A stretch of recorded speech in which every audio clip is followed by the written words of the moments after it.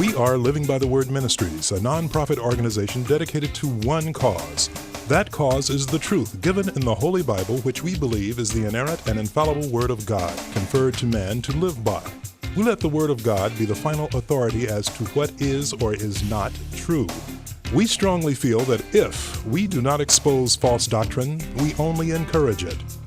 This ministry is designed to challenge you from an apologetic point of view. 1 Peter 3:15 instructs us to always be prepared to give an answer to everyone who asks you to give the reason for the hope that you have. But do this with gentleness and respect. This is Michael Tinsley. Please stay tuned while we arm you, the believer, to keep living by the Word. It's the noble thing to do. Yes, indeed. It is the noble thing to do to keep living by the Word. Happy Resurrection Day, ladies and gentlemen. He's risen. He's risen indeed. My name is Daryl Easy D. Fulton. This is the Bible Information Brokers presented by Living by the Word Ministries. It's a live presentation, an opportunity for you to call in tonight with your open, honest questions. We would ask, we're not demanding, but we would ask that you consider the Holy Week from the cross to the grave and the resurrection from the grave. Let's try to get our questions in that area. That's so much, it's so rich that particular part of history, that particular part of Christianity, well, we know that without the resurrection of Christ, we have no Christianity. Our faith is in vain. And we're going to be talking about that with the Bible Information Brokers team, my teammates. I'll be introducing in a moment. But what do you want to do? You want to give you the number, 1-888-LA-TALKS, 1-888-528-2557, 1-888-LA-TALKS, 1-888-528-2557. You can call in. I'm sure you went to church today. I'm sure you got questions reading your Bible. This is Holy Week, and we're consummating it with the resurrection of Jesus Christ. Man, the prophecies behind that, the statistical odds of the prophecies being fulfilled on the cross and the grave and the resurrection and all the things that happen. Listen, call in. Pastor Robert's ready to receive your phone call at 1-888-LA-TALKS, 1-888-528-2557. Or go to our website at BibleInfoBrokers.com, and send us a question by email or even on the Facebook page at LBTW Church. Now, without further ado, as the lines are lighting up, and please take an opportunity to call in, especially you first-time listeners or you long-time listeners and first-time callers. If you haven't called in, resurrect, give us a call, 1-888-LA-TALKS. 1-888-528-2557. Without further ado, the teammate, Brian Allen. How you doing, brother? Doing great, Daryl. It reminds me of a paper I wrote, but I entitled it, "You Can't Keep a Good Man Down." There you go. That's an excellent title, man. That's an excellent title. And also, Professor, any papers that you wrote in regards to the resurrection? PCH, Professor Craig Hawkins. How you doing, brother? PCH, can you hear me?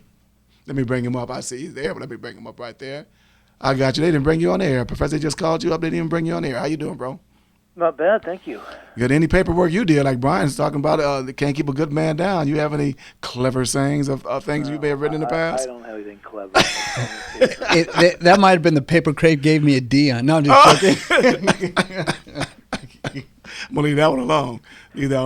No, I gave him a C for clever. And mine is for too clever.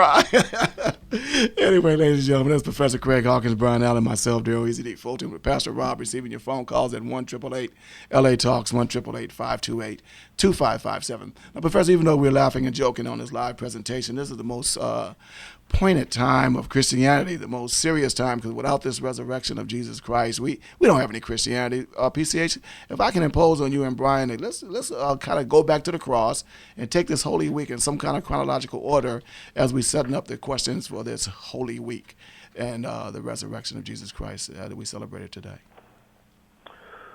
Well, sure, Daryl, but maybe to start with some background from the Scripture. Christianity is a historical religion in a very unique sense. Indeed, Dr. John Warwick Montgomery wrote a book years ago called Faith Founded Upon Fact, and History and Christianity, then the retitle, The History, Law, and Christianity. It's uniquely historical, not just that it occurred in history, but that the core claims of Christianity are based upon historical claims. That is, claims that could be verified or, therefore I might add, falsified by historical evaluation. I say historical because it happened, approximately 2,000 years, some of the key events, and as far as I know, none of us were there.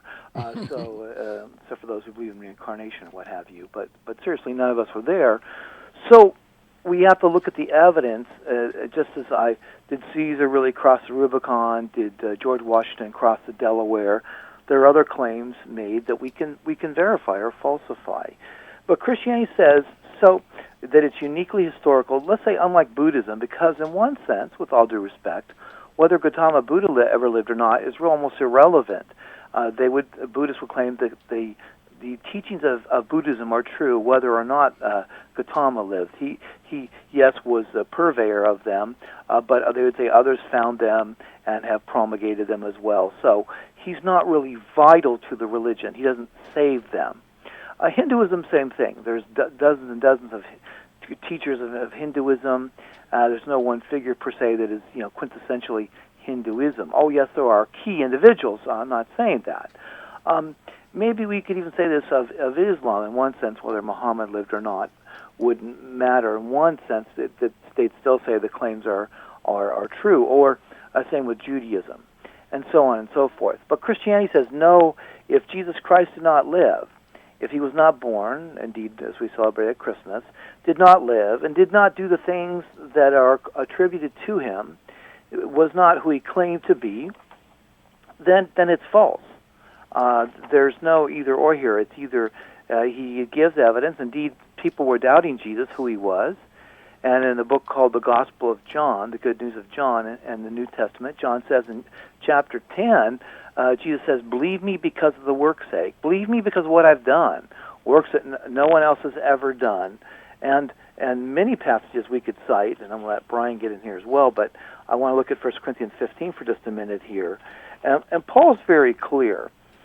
He says in verse 12, actually in what we call chapter 15 of 1 Corinthians, he lays out the essence of the gospel, the core claims, what's quintessential to it, and indeed what is of first importance. He tells us in verse 3 that Christ died for our sins, according to the Scriptures, that he was buried, and that he raised on the third day, according to the Scriptures, and that he appeared to Peter, and then to the 12.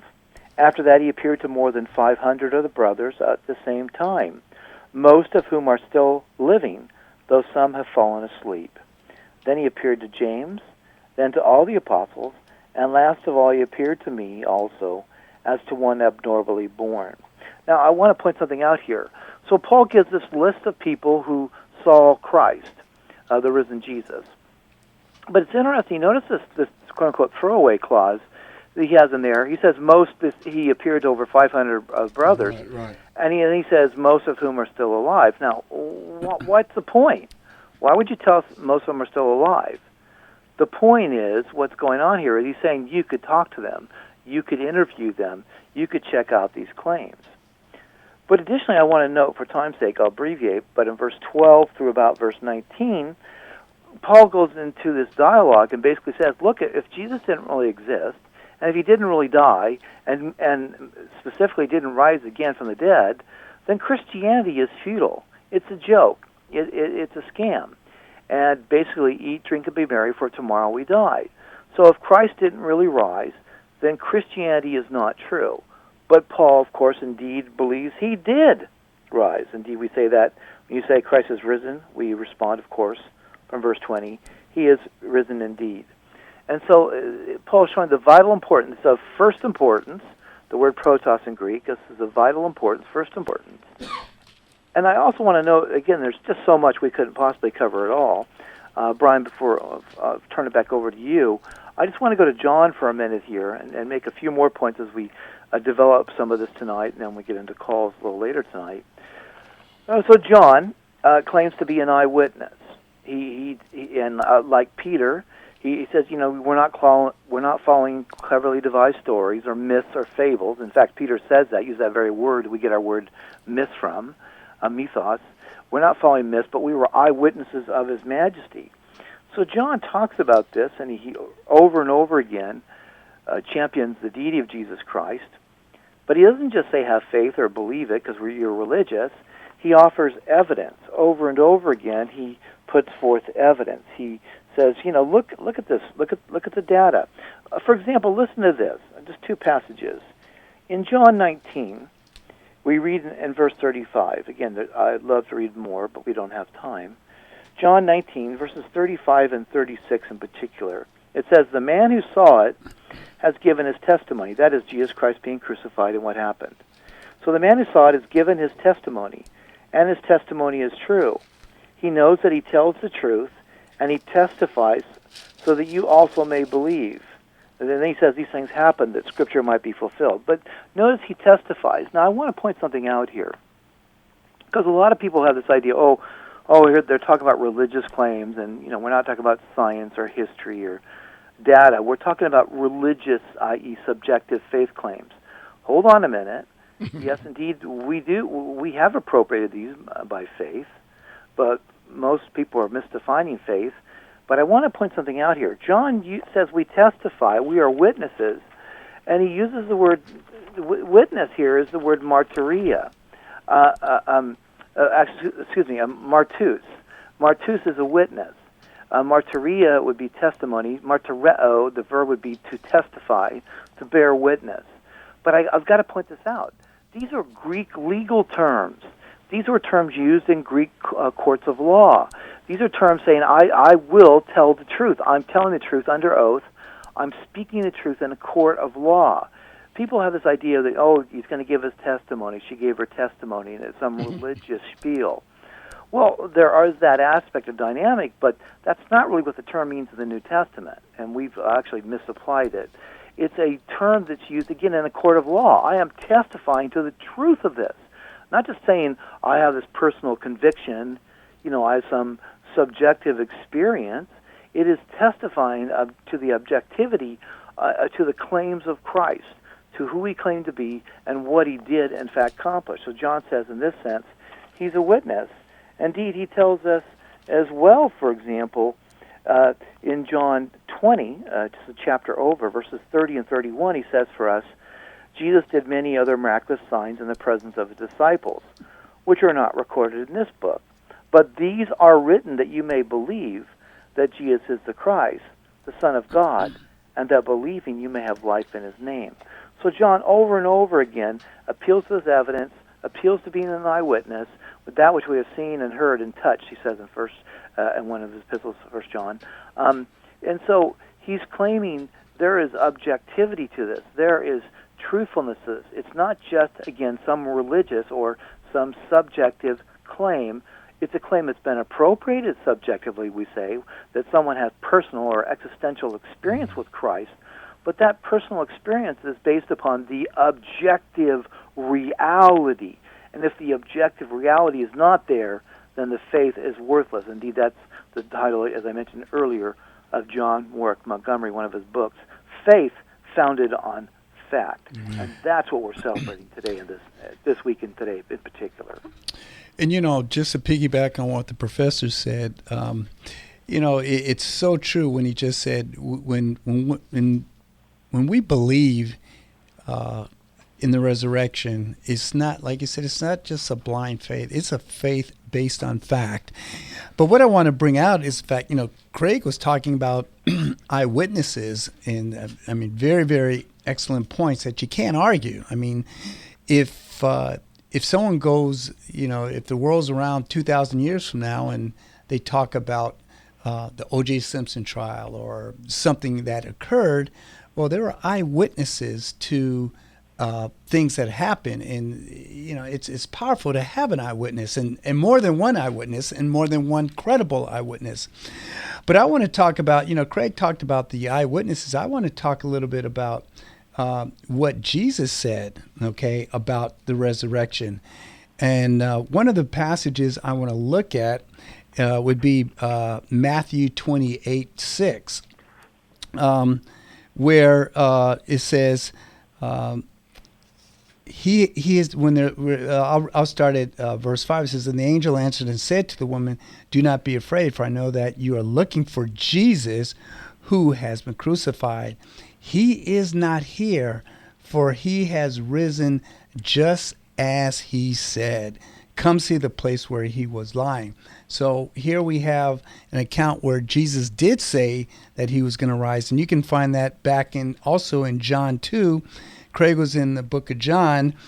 We go back to John, but go to John 2, 19 when Jesus was talking to, let me start at verse 17. It says, his disciples remember that it was written, zeal for thy house will consume thee. The Jews therefore answered and said to him, what sign do you show to us, seeing that you do these things? Jesus answered and said to them, destroy this temple, and in 3 days I will raise it up. The Greek word soma, destroy this temple. The Jews therefore said, it took 40 years to build this temple, and you will raise it up in 3 days. But he was speaking of the temple of his body. Again, soma, body. And then it says, when therefore he was raised from the dead, the disciples remembered that Jesus said this, and they believed the scripture and the word which Jesus has spoken. And the last passage I want to look at is also back in Matthew 12. And this is with the issue with Jonah. And this is Jesus speaking. He says, but he answered and said to them, I'll start at 38. It says, then some of the scribes and Pharisees answered him, saying, teacher, we want to see a sign from you. But he answered and said to them, and this is in Jesus' word, and even an evil and adulterous generation craves for a sign, and yet no sign shall be given to it but the sign of Jonah the prophet. For just as Jonah was 3 days and 3 nights in the belly of the sea monster, so shall the Son of Man be 3 days and 3 nights in the heart of the earth.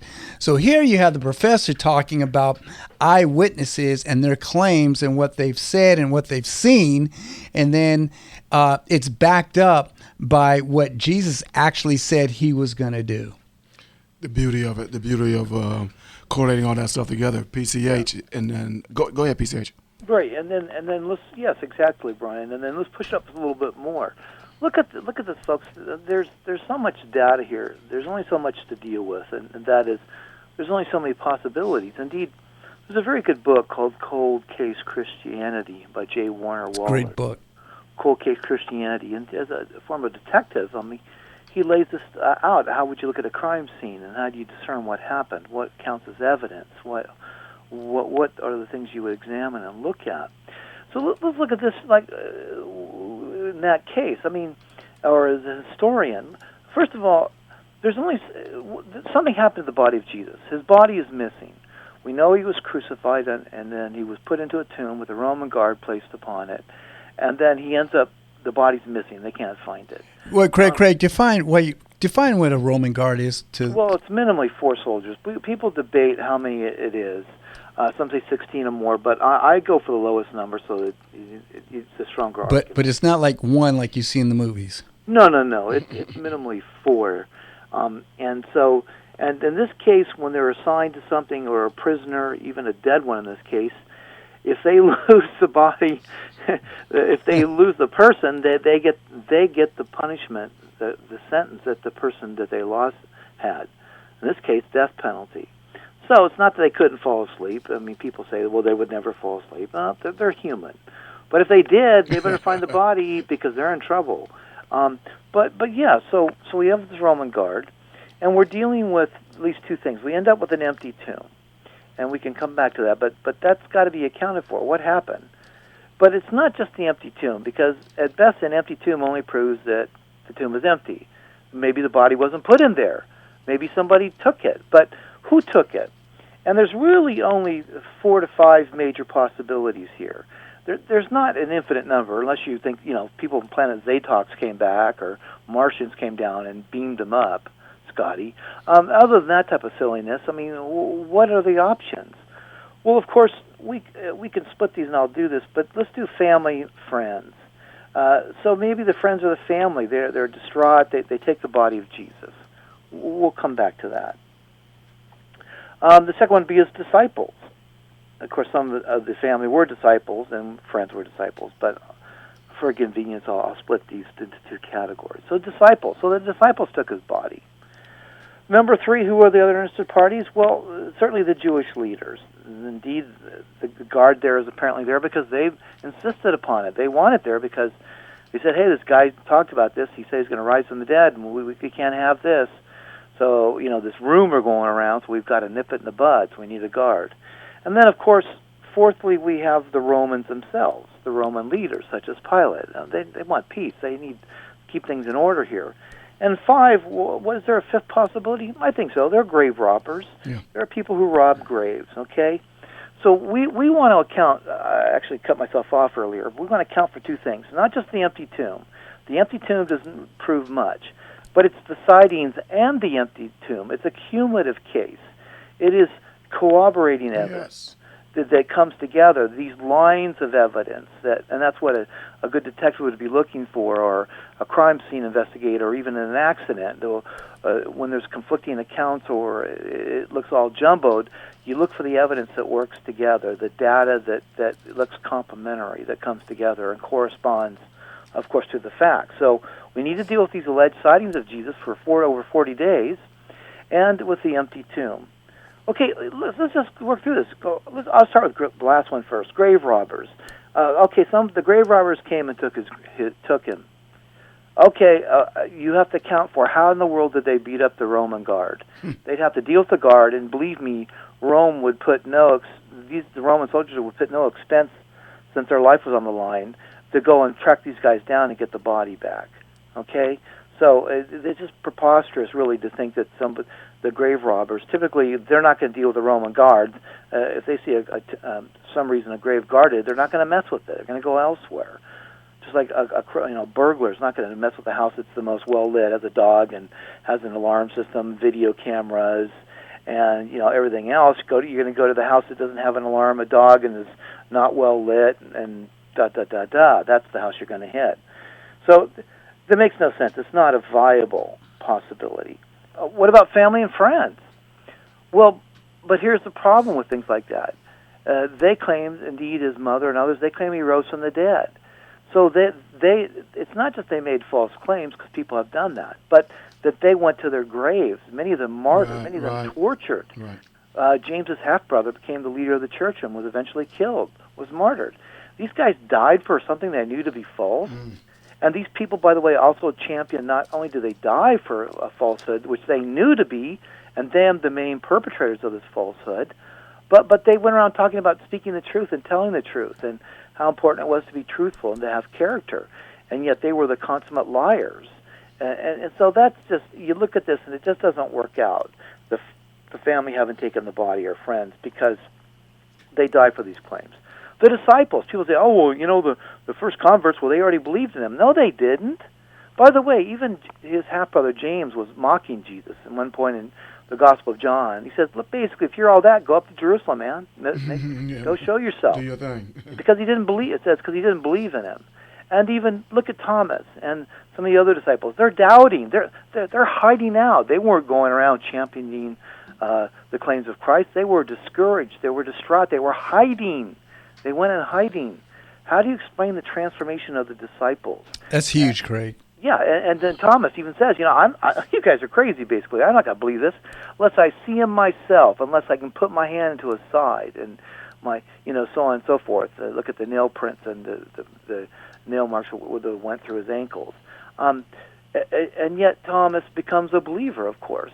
Indeed, by the way, look at Paul. Indeed, I have to mention Paul. Paul was actually persecuting the church. Look at the conversion of Paul in Acts chapter 9. This is powerful evidence, just as it is with James and Thomas. Indeed, I must say all the other 11 disciples, including Thomas, that is, the 11, because they all were discouraged, they all were distraught, they all went in hiding. They didn't believe Jesus rose from the dead. They didn't get it. And so you can't just say, they just wish fulfillment, Ludwig Feuerbach or what have you. They believe what they want to believe. And that they took the body. Once again, it's even worse than for the family and friends. These guys died for what they knew to be a falsehood. They perpetrated it, and many of them, again, were not just martyred, were tortured. Yep. John was sent into a prison camp for hard labor until you die, basically, and so on and so forth. So, could you imagine them being persecuted? I don't know about you. I'd be, okay, joke's over. We were punking you, but I'll fess up here. Enough of this stuff. And would they all die for something that they knew? Yeah. They were eyewitnesses. Would they die for something that they knew wasn't true? Come on. Precisely. There's no recanting. Nobody says, okay, well, we fibbed. Nobody on their deathbed says, let me tell you the truth. And just quickly here, because we could spend a long time on this, I indeed teach on this, but okay, then you have the Jewish leaders. If they had a body, look, it would have been simple. They would have produced it. Shut up. Don't give us resurrecting stuff. You guys need to be quiet. Here's the body. Now, be quiet. But they played out that in Matthew 20, Yeah. 7 and stuff like Yeah, that. Yeah, the yeah. politics of it. Exactly. And same with the Romans. We know from history, outside of the Bible even, that Pilate was on thin ice. Yeah, He got in that's the trouble politics, several yeah. times. Yeah. And he eventually did get in trouble with Rome. And so he wants peace at all costs. And he can't afford some uprising and some, legend getting going about some guy rising from the dead. If the Romans had the body or knew where it was, they would have produced it as well. Shut up and sit down and be quiet and knock this silliness off. So you've got to account for this. And I would argue the best thing that explains it is because, as wild as it is, indeed, I would argue the evidence is overwhelming that Christ, in fact, rose from the dead. If he is who he claims to be, Son of God, God the Son. Look, a resurrection for me is getting up in the morning. That's a miracle for me. Rising from the dead, that's pretty hard if it happened, if the evidence is there, and I believe it is. That's pretty substantive, to put it mildly, of evidence. And that's what Christ says. Believe me because, as Brian rightly went to John 2:19-21, Christ says, I'll give you the definitive sign. I'm going to let you kill me, and I'm going to rise from the dead. Now, if that indeed happened, now that is incredible evidence. Gotta love it. You have to love a man of confidence like that. How many of us even say anything close to that? I'm holding this box of Books of Martyr. I showed Brian while you were talking, man, and it's like just that book alone puts how we deal with Christianity to shame, and that's why I really want to touch on this issue about the resurrection of Christ and how important it is. And one of the things too I want to mention is the fact about the stone. You're looking at about a 4.5 to 5 foot doorway. Stone was approximately 1.5 to 2 tons, and after you got by the Roman guards, now you had to get the stone. But if you look at the text, the Greek says pretty much the stone was up and about, or up and out. So it wasn't just like cracked open a little bit. It was like thrown, like someone just grabbed it and threw it up and threw it out. These are the nuances in like I say, reading between the lines and the little things not the little things, the very big thing you're talking about, Brian. All that adds to like the evidence, the case, bro. That's how we used to do in investigative ways when we're trying to prove a murder or anything like that. There's a lot of PC that's needed here, Craig. A lot of probable cause here because everybody's making these claims. They were running at first. Now these disciples are dying. Please. And it's interesting. What's interesting is the fact that you read about historians, but non-Christian historians who basically say, you know what, if you're going to be a true historian, whether the results come out to what you believe or you don't believe, you got to put it out there honestly. And you do have non-Christian historians that have looked at the evidence and say, maybe I don't believe it, but looking at the evidence, you have to say that Christ did rise from the dead. What if we had, Craig, Brian, what if we had WikiLeaks? That people got into the political thing whereby all the letters going back and forth between, like you said, Pilate and all those guys having some trouble out there. The Sanhedrin, what they're trying to do, they're trying to tell the guards, hey, they're going to come steal the body, so be careful. Then all of a sudden the body's gone. Hey, we'll take care of that. We'll pay off. We got all this stuff, man. If we had something like WikiLeaks, it'd be absolutely wild. Well, sure, and there's a number of things, and one of my favorite books is called The Historical Jesus by Gary Habermas, Habermas, Gary Habermas. And he deals with the evidence and the data for Christ inside and outside of the New Testament. Yeah. Let me just say this. Some would say, well, look, here's the problem. Christ didn't even exist as an historical personage. Well, you're in trouble because there's all types of evidence for the historicity of Christ even outside of the Bible. From Tacitus, the Roman historian, and Suetonius, to the Jewish historian Josephus, even people who mocked Christianity and had no use for it and persecuted Christians, still acknowledge the historicity of Jesus and the origins of Christianity. So even if we had no Bible, the historicity of Christ and all the core claims are made of Christ outside of the Bible. If we had no Bible, we would still have these claims. But Gary Habermas, in his book, he goes through the key facts and issues, evidence, historical and otherwise, for Christ.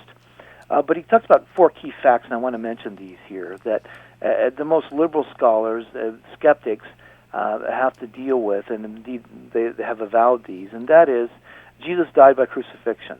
In spite of what our Muslim friends believe from the Quran, the Bible does claim that Christ indeed was crucified. So the evidence for that, I'm going to argue, is overwhelming. And Habermas, I'm saying it, Habermas does it in the book, The Historical Jesus, which is still available. So that's number one. And there's many facts, but these are core. Number 2, the disciples had experiences in which they believed were literal appearances of the risen Jesus. So say what you will, the disciples have this experience of encountering Jesus, and not just in a vision, but like literally eating food and talking with him and dialoguing and whatnot.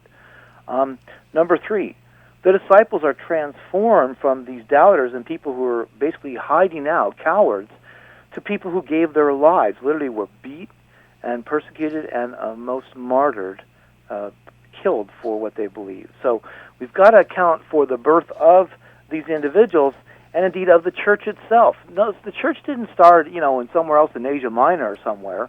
It started right then, right there. Within over 2 weeks, there's over 10,000 people. Now, I'm not going to appeal to the 10,000. I don't, not even 150. I'll look at less than 50. But the church starts right there in Jerusalem. That's my point.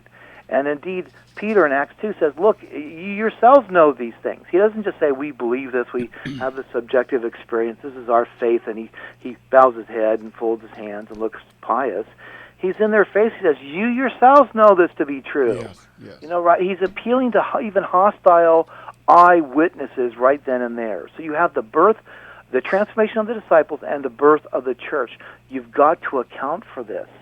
And additionally, the last point for now is the key, our core fact number 4 is you have the conversion of someone like Paul, who goes from prosecuting the church, persecuting and then as a prosecutor of it, who ends up being one of the most radical converts, and upon, I would argue, the historical evidence. So these are key issues you have to deal with. And again, we have this what's called chronological snobbery, as C.S. Lewis calls it.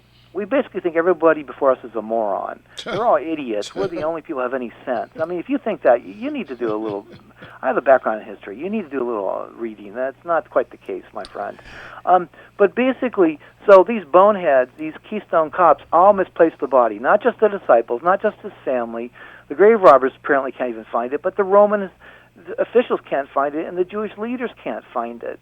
Nobody can find the body. Well, there's a reason why they can't. And I'm going to argue, again, truncated, shortened version, that the evidence is overwhelming when you look at it in totality, that Christ really did do what he claimed he would do, which would be the proof for his claims to be the Son of God, God the Son, and to save humanity individually and collectively because of his resurrection, as Paul talks about in Romans 4, from the dead.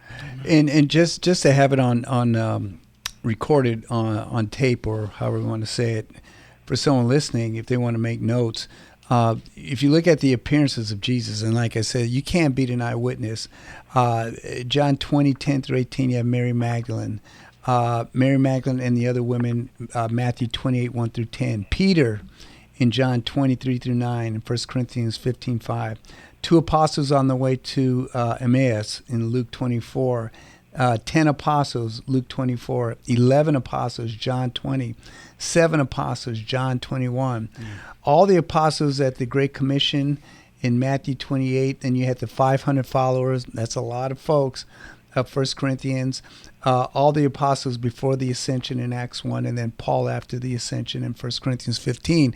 And we're probably going to deal, Craig, a little bit later on with this silly argument that, the first one you mentioned that, Jesus never existed. Now the other one, Jesus never died.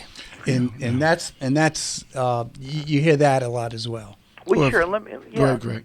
And let me just run through just some of these. I'm not going to go through and answer them right now, but if people want to call in and ask, but they'll think, well, wait, it's much simpler than that. They'll apply Occam's razor and say, well, look, again, the disciples stole the body. We've actually dealt with that. Indeed, that's one of the first claims, right, in the Bible. It says, hey, we'll tell them, the disciples came and stole the body. Or the Jewish leaders have it. We've talked about that. The Romans have it.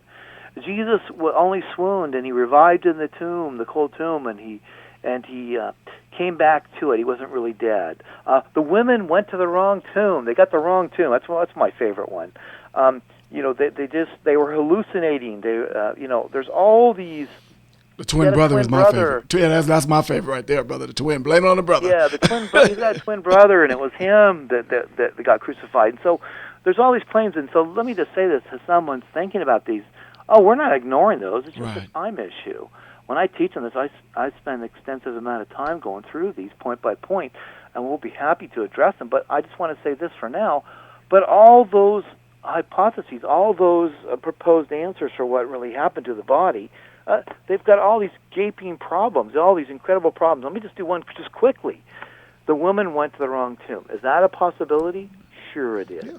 Is it possible? Sure. Is it probable? You mean to tell me nobody can figure it out? Nobody eventually got it? Hey, he's buried 5 doors down? I mean, are you serious? Craig, if you were going somewhere and you went to the wrong house, what would you do? GPS. I'd keep going. I would ask. You would ask, and you would say, oh, here, okay, I found the right house. I would go to the next one. I would ask, well, where is it then? Right?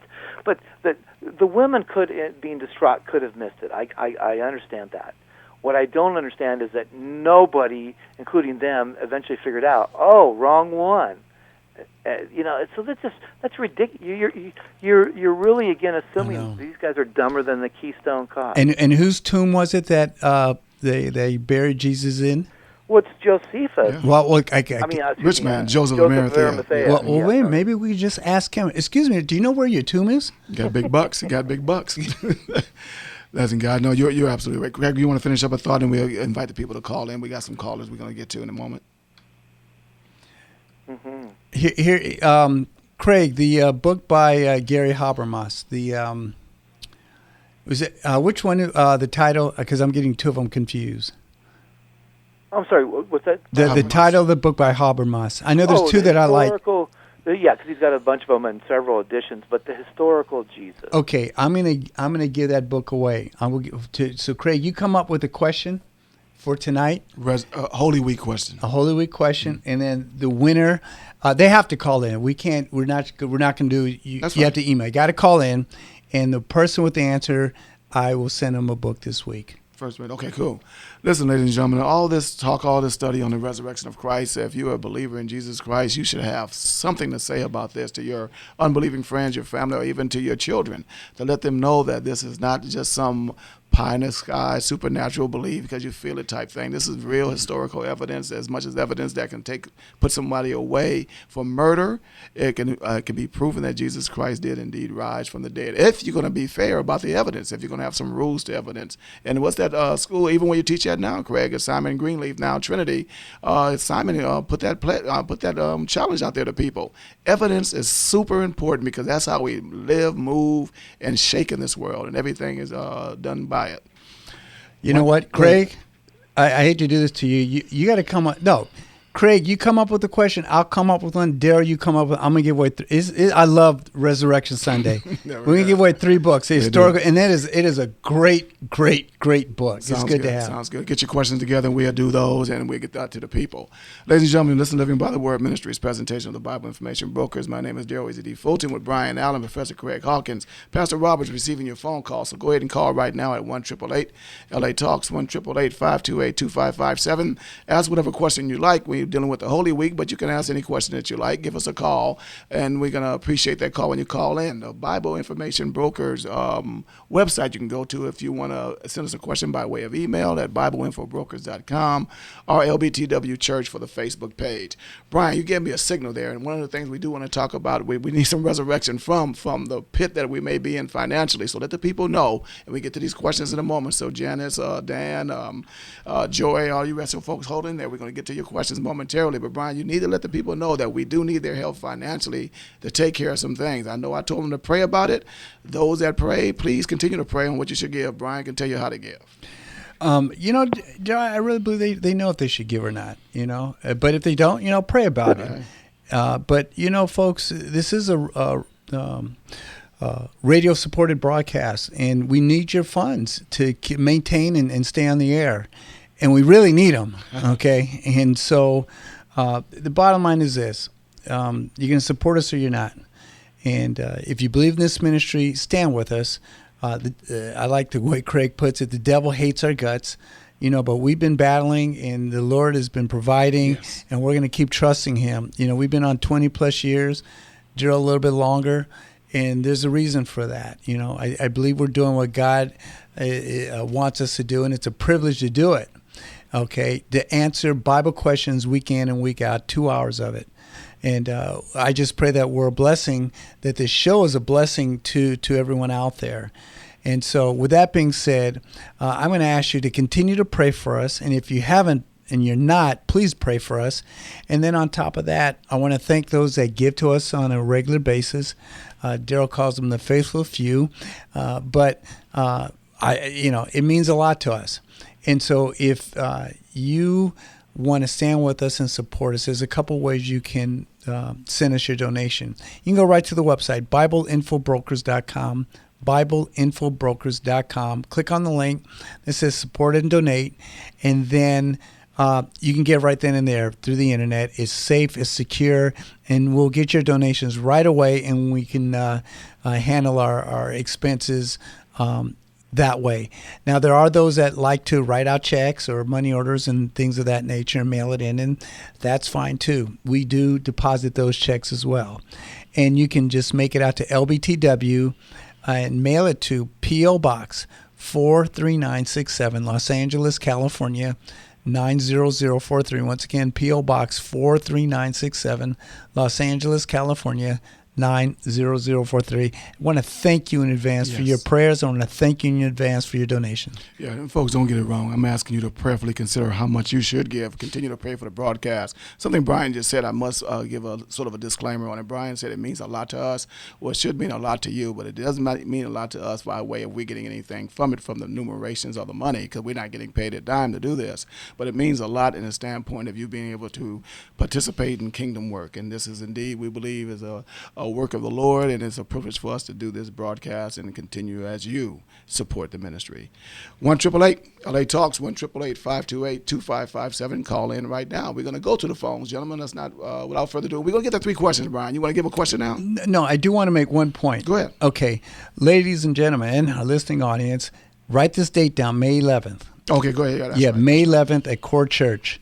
Okay, Professor Hawkins is going to speak, so we want to give you some advance notice so you can. It's a Thursday night, 7:30. Just want to give advance notice so you can clear that date to come on down. And Craig, you're going to be speaking on. Well, the title is Now That's Intolerant, and we're going to be speaking. The professor is going to be talking about, are Christians really intolerant, and are non-Christians tolerant? Craig, you want to talk about that briefly? Well, sure, because it's a major claim that we're allegedly intolerant and bigoted obscurantists, and non-Christians are so tolerant. And I'm going to look at the evidence of that, and basically, in a nutshell, say that's not the case at all. Not just because mommy and daddy told me or something, but because of the evidence. It's overwhelming, even in academic circles. I'm going to be using a lot of references and information to support that claim, but it's a major issue. And I want to point out, in one sense, there's some things we shouldn't tolerate. I mean, hopefully, just quickly, you don't tolerate child molesters. So we're going to be dealing with this because we're trying to deal with the spirit of the age, Brian. I'm going to deal with the three related talks. My talks are all related to each other. The next one after that will be on relativism, and then the last one will be dealing with postmodernism and other claims. But in a nutshell, again, this May 11th we'll be dealing with Now That's Intolerant, and dealing with what really is tolerance to begin with, and then the intolerant nature of so many non-Christians in spite of what they claim. Brian, I don't know if you or Pastor Steve, you guys thought about this, Professor, or yourself. It just hit me real hard that the media talks about intolerance so much. You guys ought to put a press release out. The press release doesn't cost you anything. You might want to consider putting press release out on this type of thing. And they've actually done studies, and one of the things that millennials or the latest, youngest generation fears is being deemed intolerant, being deemed not being inclusive. But even they have trouble. How do you put together a racist and a non-racist? Yeah. I mean, so anyways, we're going to be dealing with things like that. This is, a really important issue. So again, May 11th, 7:30, Core Church, LA.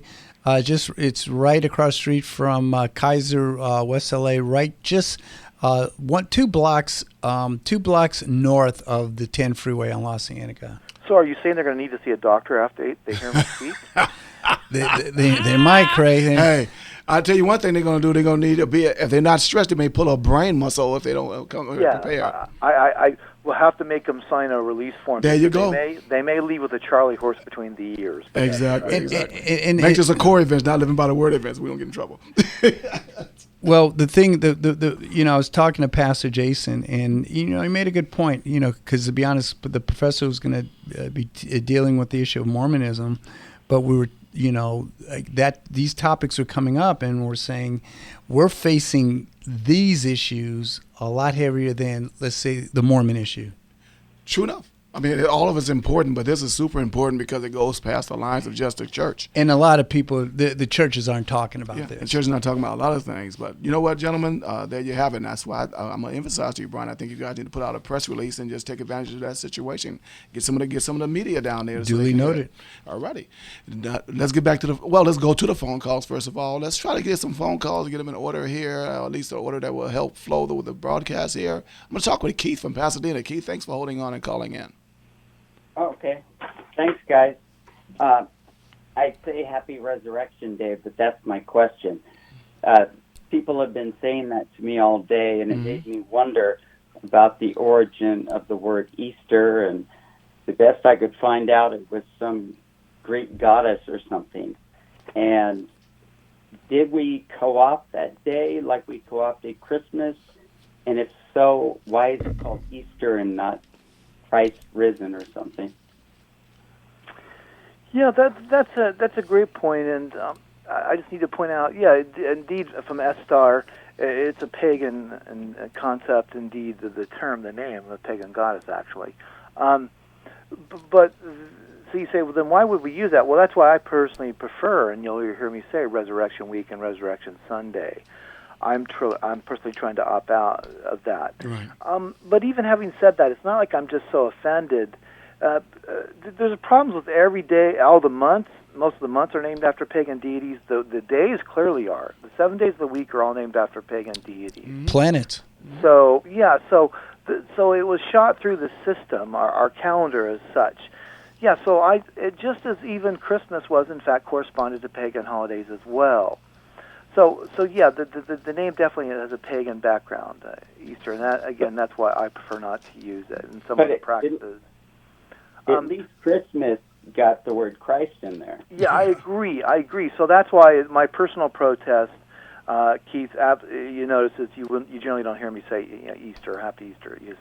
I say Resurrection, and again, how I look at this is, if I want to be consistent, I wouldn't use the days of the week. I'd get my own days, but of course that would cause so much confusion. People wouldn't know what I'm talking about. Exactly. But I would just say this: the church, right, wrong, or indifferent, chose to use certain well-known holidays at the time in general to promulgate Christianity. Now, we can agree with them or disagree with them, and I understand that, but I'm working with it, if you will, and I'm going to try to proactively make the case of Christ for Christ. But Easter definitely has a pagan origin and background to it, the holiday itself, and we've Christianized it just as even think of Halloween. Now, Halloween's kind of gone in reverse order, if you will, but the church attempted to take that holiday and try to convert it into a Christian festival as well, and so on and so forth. Do the bunnies and the eggs come from the same? Yeah, because it's the idea of fertility. They were symbols of fertility. Bunny rabbits are known for that, and even the egg is an ancient symbol of fertility. So that's the whole deal. Many, not all, but many ancient religions and some of the mystery religions and some of the gods and goddesses were associated with fertility, because obviously that's a big deal. I mean, it's not like today where we are worried about overpopulation. There you're worried about having any progeny, right? You're about having kids that survive till adulthood. So a different issue, different world, but that's the source of a lot of that stuff. Keith, excellent question, my brother. And I do want to say what, Keith? It's re-fertility for us then? Yeah, that's good enough. Good job, Keith. And I think, Thank you, brother. Keith, Appreciate you, Keith. I think Rose Publication has a nice little pamphlet on that as well. Okay, thanks, guys. Thank you, Keith. Yes. Happy Resurrection Day. Absolutely. Amen. 1-888 LA Talks is the number. Just like Keith, you can call in with your questions. It doesn't have to be about the Holy Week, but we're on that topic, and it's a very important topic to us. But 1-888 LA Talks is the number. 1-888-528-2557. We have about a few minutes before the top of a minute break, and so before we take that break, we want to take another phone call if we can. Let's go to Janice. I hope I'm saying your name right. Janice in Los Angeles. Did I say your name right, Janice? Jenna. Jenna. Well, okay. I apologize, Jenna. And what's your question for tonight? I've actually been discussing with an atheist, and they asked me if I can prove the existence of God or the life of Christ, more of the life of Christ, without using the Bible. So I was wondering what resources or books or arguments you recommend that I can use to answer their question. You know, Sure. Craig, before you get into that, there's something like we were talking about earlier about the resurrection of Christ, about the extra biblical stuff, because all the eyewitnesses didn't necessarily say that the eyewitness, I don't know, did it say the eyewitnesses were believers, or just that he appeared to all 500 people? Well, it just says he appeared to them, and then they become believers. There you go. So, Jenna, have you heard the broadcast since we've begun tonight? Yes. Yeah. So, yeah, we've been doing that. So I'm going to give you, I got two resources and then one question, okay? So, Okay. yeah, first of all, the book that we've been talking about, The Historical Jesus by Gary Habermas. The Historical Jesus. Now, it does have biblical evidence for Jesus, his historicity, and his death and resurrection, but a big part of the book is dealing with non-biblical sources outside the Bible. So this book is invaluable in giving you a lot of the data that is outside of the Bible that still establishes the historicity of Christ and his death and crucifixion, indeed, I would argue, resurrection. Okay? The Historical Jesus, Gary Habermas, Habermas. Another fine book that actually deals with the historicity of Christ and the reliability of the Bible in general, but it's very readable, written by some really good writers. It's called Reinventing Jesus.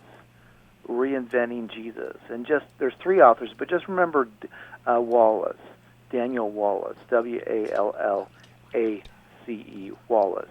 Reinventing Jesus. Those two books, even just one of the books, either one of those books, will just be incredible for you as a resource to answer this atheist's claims that he's asking you. Now, I have one question for you, This is not your question, though, Craig. This is not your question, right? Yeah. Well, and so here's the point. So we've given you the resources, and they will do this in great detail, such as, again, Josephus. He's a Jewish historian. He's not a Christian, and he has two clear references to Jesus. Well, most historians don't reference people who don't exist unless they tell you they don't exist. So I would want to know the atheist. I'd ask him, so I'd be happy to do that, but why can't I use the Bible? Is he basically telling you the Bible's not reliable? And I want to dispute even that claim.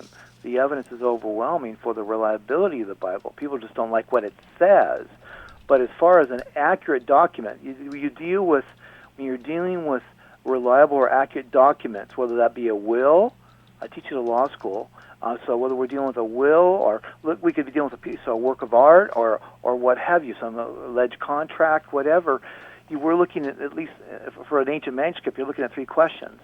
Is it authentic? Is it ancient, if it claims to be ancient, and that's related to the authentic question?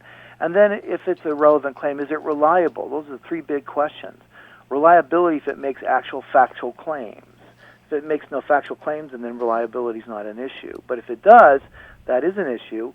And then if it claims to be ancient, is it such? And we have great tests to establish this, objective tests. And then is it authentic? And I'm going to argue when we use the standard tests that are used, whether we're discerning the reliability of a will or some other document in the court of law, the Bible does phenomenally well. In fact, I would argue better than any ancient document of antiquity. So clearly this individual has this idea behind it that, well, the Bible's not reliable, so you can't use it. Well, we should be able to use it, but even without using it, yes, we can do that and do it clearly. Does that help? Okay. Yeah, Yeah, Jenna. that helps her out. Yeah, Jenna, we're coming up to the top of our break. Jenna, we appreciate your phone I don't want her call. to hang up. But, okay, Jenna. And Jenna, just quickly, for Brian, I know I have something to say, but let me just say this. We want to encourage you to call back after you share this information, after you get a hold of it and share it with him. Please call us back and let us know how the dialogue goes or his next question or objection, because I deal with this type of stuff. It's Very what good. I do. So I'd love to dialogue with you some more about this. We're putting her on hold right now. Don't Professor. go anywhere, okay, Jenna? We'll be back after these messages, ladies and gentlemen.